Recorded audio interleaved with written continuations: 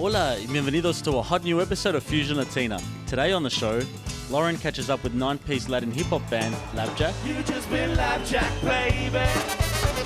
Christina visits a restaurant for lovers. And Frank cooks a hearty Latin dish. Today I'm taking you to Peru. While I catch up for tea with a contemporary Bolivian family. Exploring the heart of Spain and Latin America. This is Fusion Latino.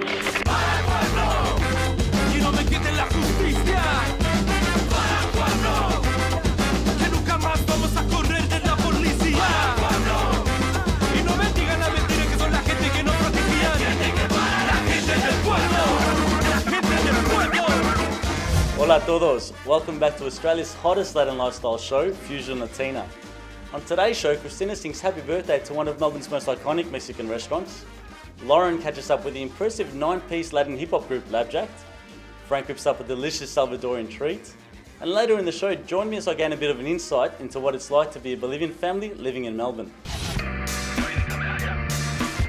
Hip-hop emerged from the Bronx in the 70s and has transformed to become the voice of disenfranchised youth.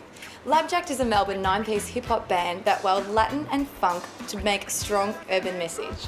I'm here with Alfie to discuss. Now, I'm really excited about the name Labjack. Where did it come from? It came from our initials, really. We sat down and jumbled up the words and stuff, the letters.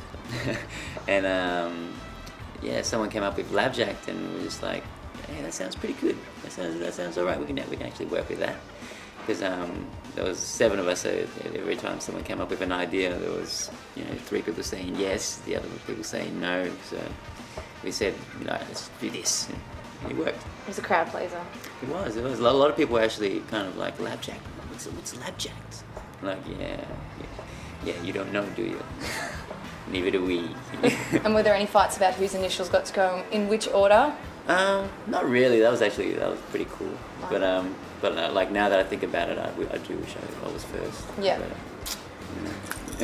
Next time.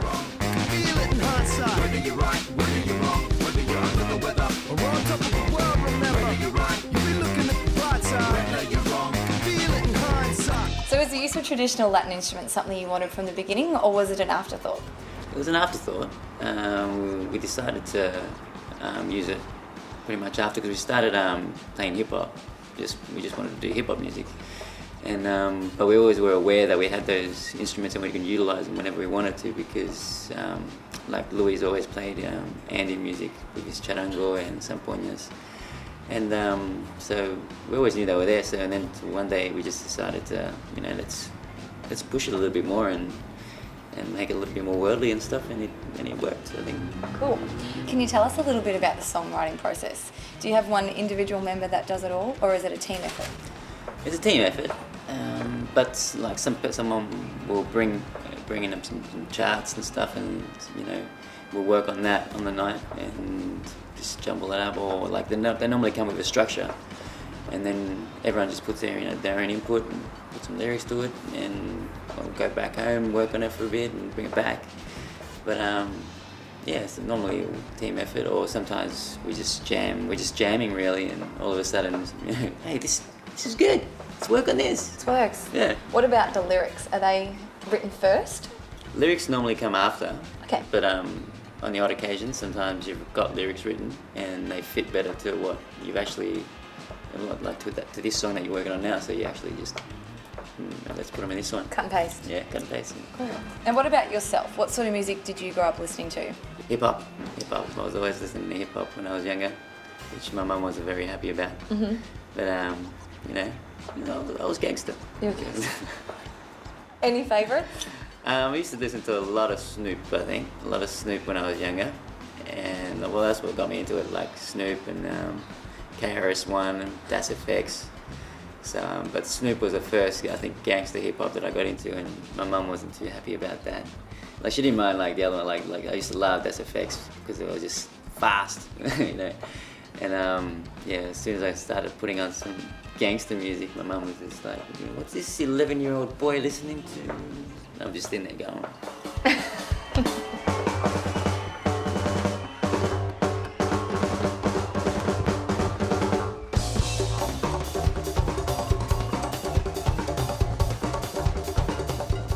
Is Labjack concentrating on new material with Melbourne theme, or are you going for a more worldly perspective? Melbourne themes is always a strong point for our topics when we writing music, but we're also I think we've also got a strong view in about what happened in Chile in the 70s and 80s as well, about the dictatorship, how people disappearing and stuff, and we got family who actually went through that. My mum lost 2 uncles and stuff. So yes, you see the impact that it had on some of those families and stuff. And I was too young to remember, so I actually only hear about it and read about it. But yeah. So when we moved here, it was just a relief for my parents as well, And yeah, I think we're strongly about that, and you can probably hear that in a lot of our songs now as well. So yeah, I think there's always that history of our background, really. And you've just recently released your second album, Words Out. What's in store for Labjack for the future? Well, yeah, we want to release another EP or another album, but I think what's on the cards now is that we actually want to get overseas and stuff, and actually spread the Labjack word. Thank you, Woodford! You just been Labjack, baby. You got me oh so crazy. Wow.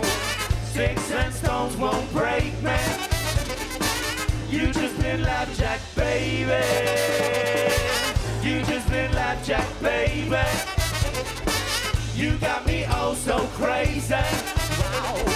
Sticks and stones won't break me. You just been Labjack, baby.